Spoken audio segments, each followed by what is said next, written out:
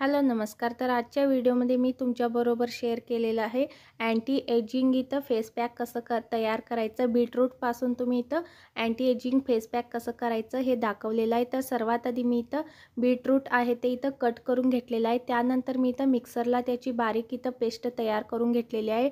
पाणी घालून तुम्ही बारीक असं पेस्ट तयार करून घ्यायचं आहे। इथं मी 2 चमचा बीटरूटची पेस्ट घेतलेली आहे। त्यामध्ये इथं विटॅमिन सी ची एक कॅप्सूल ॲड करायची आहे। त्यानंतर ह्यामध्ये तुम्ही थोडंसं इथं ॲलोवेरा जेल सुद्धा ॲड करायचं आहे। त्यानंतर मी इथं मुलतानी मिठी ॲड केलेली आहे। तुम्हाला हवं असेल तर तुम्ही इथं तांदळाचं पीठ किंवा बेसनचं पीठ इथं मिक्स केला तरी सुद्धा चालतं। हे सर्व मिश्रण आहे ते व्यवस्थित मिक्स करून घ्यायचं आहे। त्यानंतर तुमच्या चेहऱ्यावरती अप्लाय करायचं आहे।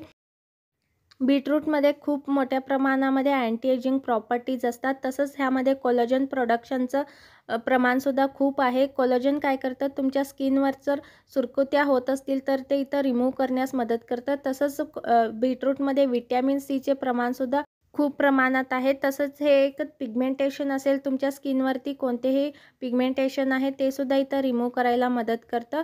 तर हा जो पॅक आहे तुम्ही आठवड्यातून 2 ते 3 वेळा तुमच्या स्किनवरती अप्लाय करायचा आहे। हा जो पॅक आहे तुमच्या चेहऱ्यावरती तसंच मानेवरती इथं 10 ते 15 मिनिट तसंच ठेवून द्यायचं आहे। त्यानंतर तुम्ही पाण्याने स्वच्छ धुवायचा आहे। हा जो पॅक आहे तुम्ही इथं ओठांना सुद्धा अप्लाय करू शकता। ओठांवरती कोणतंही पिगमेंटेशन असतं ते सुद्धा इथं रिमूव्ह होतं।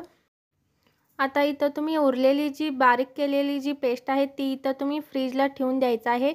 जेव्हा तुम्ही यूज करता तेव्हा त्यामध्ये तांदळाचं पीठ किंवा मुलतानी मिठी ॲड करून यूज करायचं आहे। आता इथं जो पॅक आहे तो ड्राय झालेला आहे।